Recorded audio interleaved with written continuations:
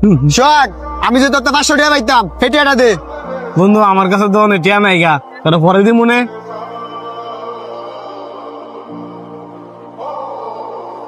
মানুষের ভালো করতে পারবি কোনো সময় না। ভাই আমি না অনেক বড় বিপদে পড়ছি, গাড়িটা একটু ঠেলে দিবেন। আপনি ড্রাইভিংও যান।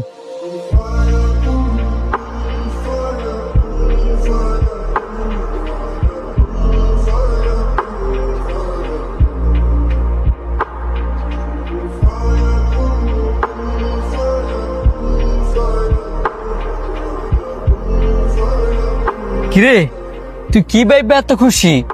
আমি এটা ভাববেই খুশি যে আমার আল্লাহ আমার উপরে খুশি।